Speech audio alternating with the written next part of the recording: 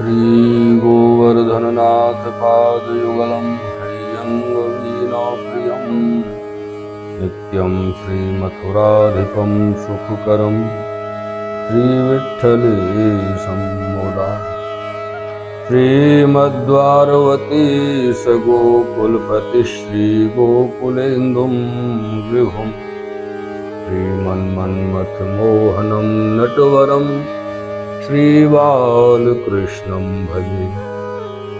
भुवं भुवनपावने मधिगता मनेकस्वनै प्रियाभिर्वसेवितां सुखमयूरहंसादिः तरङ्गभुजकङ्कणं प्रकटमुक्तिकावालुका नितम्बतटसुन्दरीं नमत कृष्णतुर्यो प्रियाम्। श्याम सुंदर श्यामने महारानी की जय हो, श्री वल्लभाधीश की जय हो, श्री गोसाई जी परम दयाल की जय हो, श्री गिरिराज धरण की जय हो। सर्वप्रथम तो आप समस्त भगवत चरणानुरागी श्री यमुना जी चरणानुरागी प्रियजनों को, भगवत भक्तों को सादर भगवत वंदन। जय श्री कृष्ण। मेरे प्रियजनों, आपने पिछले 11वें भाग में श्री यमुनाष्टक के तृतीय श्लोक के भाव को श्रवण किया। उस तृतीय श्लोक में आगे की जो पंक्ति श्री महाप्रभु जी श्री आचार्य चरण कहे हैं, उस पर अब हम और आप दोनों चलते हैं और श्री यमुना जी का चिंतन करते हुए, श्री यमुना जी का ध्यान करते हुए, श्री आचार्य चरण का ध्यान चिंतन करते हुए हम और आप श्रवण करते हैं। आगे की पंक्ति है नमत कृष्ण तुर्यो प्रियाम। मेरे प्रियजनों, इस पंक्ति में श्रीमद् आचार्य चरण ने अपने समस्त सेवक गणों को श्री कृष्ण तुर्य प्रिया श्री यमुना जी को नमन करने की आज्ञा दी है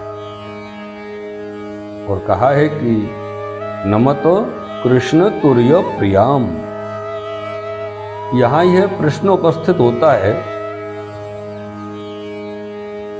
इसी श्लोक में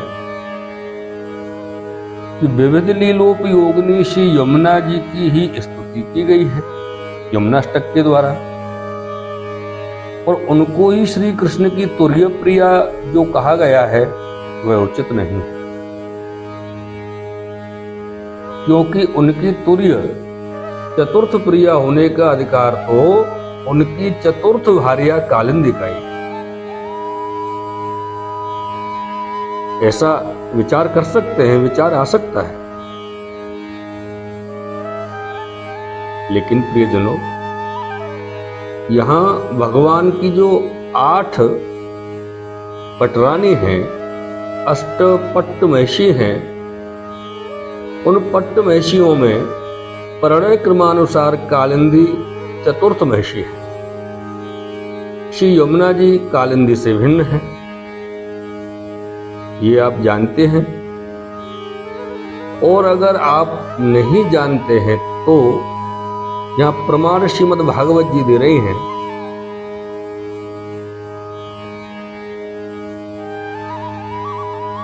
श्रीमद् भागवत जी के 10वें स्कंद के 58वें अध्याय का 22वां श्लोक है, कालिंदी समाख्याता वसामी यमुना जले। यहाँ कालिंदी के अपने शब्द हैं श्री कालिंदी जी के।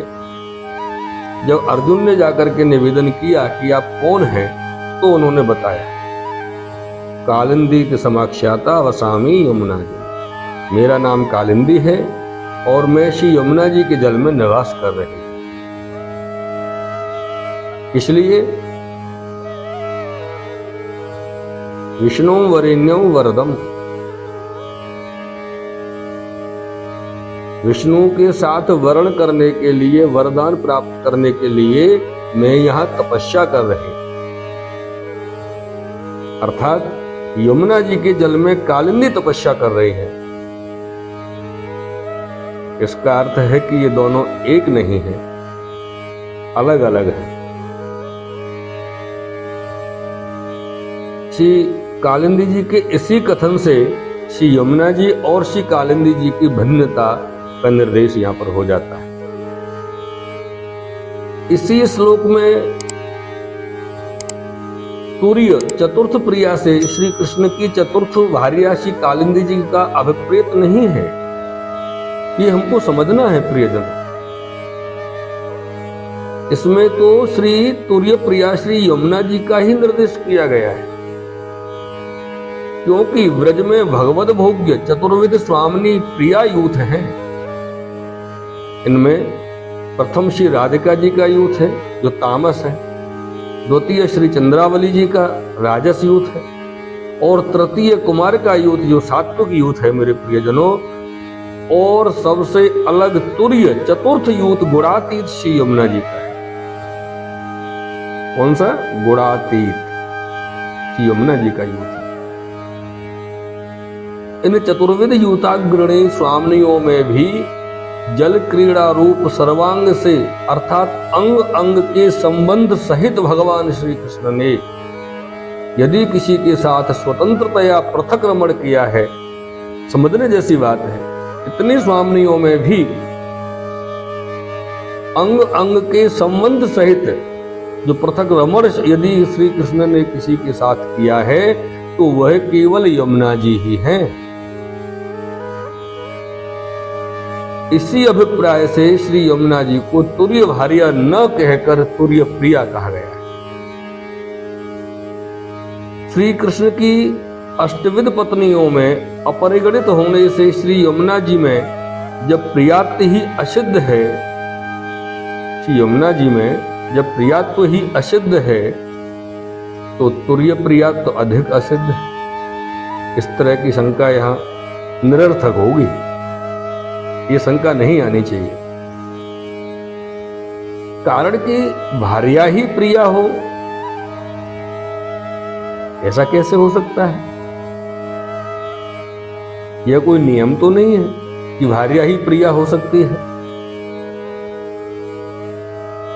भार्या न होते हुए भी श्री यमुना जी प्रभु को निरतिशय प्रिय हैं। श्री कृष्ण ने, भगवान श्री कृष्ण ने श्री यमुना जी को निरंतर सानिध्य में रहने का वरदान जो दिया है, सप्तरात्रात् सानिध्यम न ते तक्ष्यामि करहिचित्, अत्यंत प्रिय को ही सर्वदा सानिध्य का एकांत सौभाग्य प्रदान किया जाता है। सबको थोड़ी प्राप्त होता है अत्यंत प्रिय। तो यहां श्री यमुना जी की अत्यंत प्रियता सिद्ध होती है। इसी तरह श्री यमुना जी के प्रियात्व सिद्ध होने पर उनका तुर्य प्रियात्व स्वयं सिद्ध हो जाता है। प्रियात्वस्य सिद्धो तुर्य प्रियात्वस्य सुखे नैव सिद्धिरिति। मेरे प्रियजनों, श्री भागवत जी में श्री यमुना जी के कर्षण का प्रसंग आता है। श्री बलराम जी ने यमुना कर्षण किया। यह यमुना कर्षण रूप निरोध भगवदाविष्ट श्री बलराम जी ने जो किया है, और फिर अंत में जिसने श्री कृष्ण को पति रूप में प्राप्त किया वह कालिंदी रूप यमुना भगवद लीलोपयोगिनी यमुना जी नहीं है। वह सबको दिखाई दे रहा है कि यमुना जी का कर्षण किया जा रहा है, लेकिन ऐसा नहीं था, क्योंकि कर्षण तो यमुना में स्थित कालिंदी जी का किया गया था। अर्थात श्री कृष्ण की तुर्य चतुर्थ गुणातीत प्रिया श्री यमुना जी ही है, और भगवान श्री कृष्ण की तुर्य अर्थात चतुर्थ भार्या रूप कालिंदी ही है। श्री यमुना जी कालिंदी नहीं है। तुर्य प्रिया रूप श्री यमुना ही भगवद लीला मध्यपातनी है प्रियजनों, क्योंकि वह सर्वस्व दोष संभावना की गंध से भी रहित है। श्री यमुना जी में कोई प्रकार का, किसी प्रकार का कोई भी दोष की संभावना की गंध तक भी नहीं।